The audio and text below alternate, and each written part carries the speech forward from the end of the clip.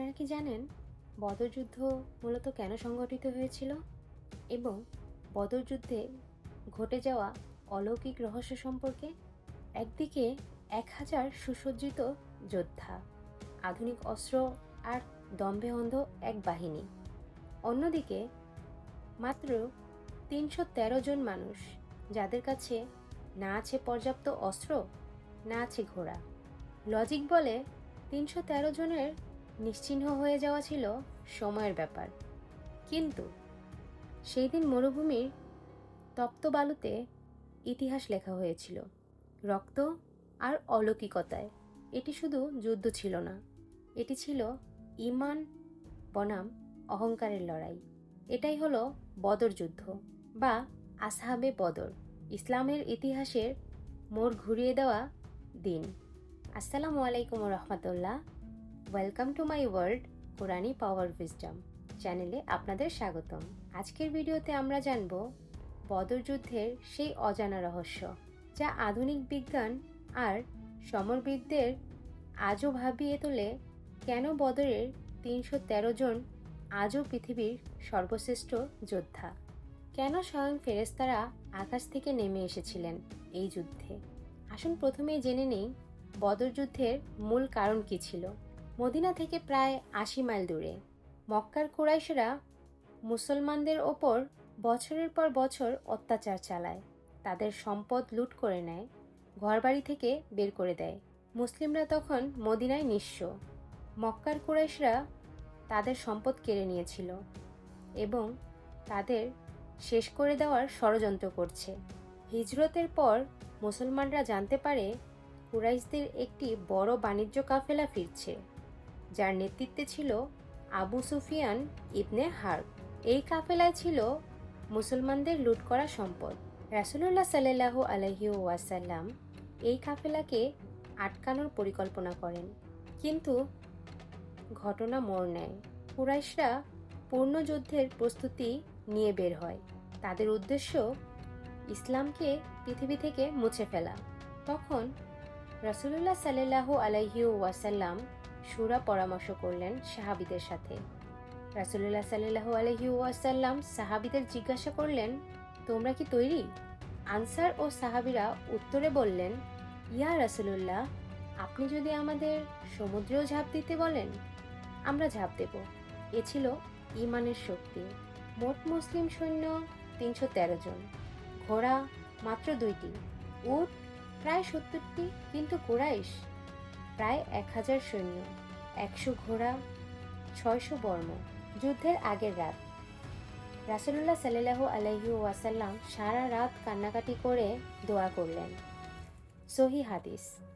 সহিহ মুসলিমে বর্ণিত, রাসূলুল্লাহ সাল্লাল্লাহু আলাইহি ওয়াসাল্লাম বলেছিলেন, হে আল্লাহ, যদি এই দলটি ধ্বংস হয়ে যায়, পৃথিবীতে তোমার ইবাদতকারী থাকবে না। তখন আল্লাহ নাজিল করলেন আয়াত সূরা আল আনফাল 9 নং আয়াতে, আমি তোমাদেরকে সাহায্য করব 1000 ফেরেশতা দিয়ে, যারা পরপর আসবে।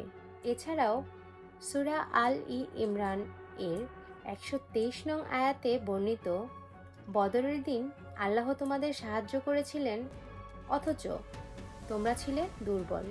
বদর কোনো সাধারণ যুদ্ধ ছিল না, এটি ছিল ইয়াউমুল ফুরকান। যখন মানুষের শক্তি শেষ হয়ে যায়, তখন আল্লাহর সাহায্য শুরু হয়। যুদ্ধের দিন 17ই রমজান 2 হিজরি। প্রথমে একক লড়াই হয়, মুসলিম বীররা জয়লাভ করেন। যুদ্ধ শুরু হলে মুসলমানরা দোয়া করছিলেন। তখন সাহাবীরা দেখলেন সাদা পোশাক পরা অজানা যোদ্ধারা শত্রুদের আঘাত করছে। সহিহ বুখারীতে বর্ণিত, এক সাহাবী শুনলেন আকাশ থেকে আওয়াজ, অগ্রসর হও। এটি ছিল ফেরেশতার ডাক। কাফেররা দেখছিল তাদের ঘাড় বিচ্ছিন্ন হয়ে যাচ্ছে, কিন্তু কে কাটছে তা দেখা যাচ্ছিল না।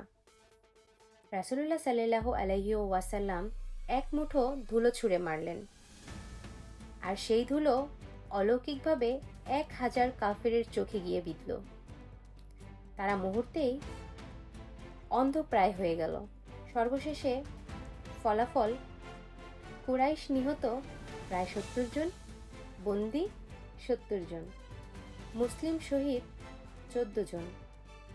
এই যুদ্ধে নিহত হয় কুরাইশের বড় বড় নেতা, ইসলামের প্রধান শত্রুরা ধ্বংস হয়। এই দিনকে বলা হয় ইয়াউমুল ফুরকান, সত্য ও মিথ্যার পার্থক্যর দিন। সূরা আনফাল। প্রিয় বন্ধুরা, বদর আমাদের শেখায় সংখ্যা দিয়ে জয় আসে না, জয় আসে আত্মবিশ্বাস আর আল্লাহর ওপর তাওয়াক্কুল থেকে। দোয়া বিজয়ের মূল চাবিকাঠি। আল্লাহর সাহায্য অদৃশ্যভাবেও আসে।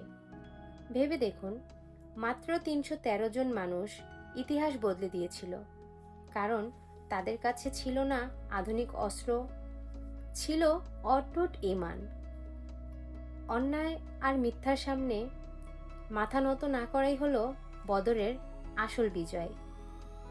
প্রিয় বন্ধুরা, কমেন্টে লিখুন সুবহানাল্লাহ যদি আপনারা বিশ্বাস করেন আল্লাহর সাহায্য আজও সত্য, এবং ভিডিওটি শেয়ার করে ছড়িয়ে দিন ইসলামের এই গৌরবময় ইতিহাস। আর যারা যারা চ্যানেলটিকে সাবস্ক্রাইব করেননি, অবশ্যই সাবস্ক্রাইব করে এই দ্বীনি মিশনে পাশে থাকবেন। তো প্রিয় বন্ধুরা, বদর যুদ্ধের কোন অলৌকিক ঘটনাটি আপনাদের সবচেয়ে বেশি অবাক করছে অবশ্যই জানাতে ভুলবেন না। দেখা হবে পরের ভিডিওতে ইনশাআল্লাহ। সবাই ভালো থাকুন, সুস্থ থাকুন। আসসালামু আলাইকুম ওয়া রাহমাতুল্লাহ।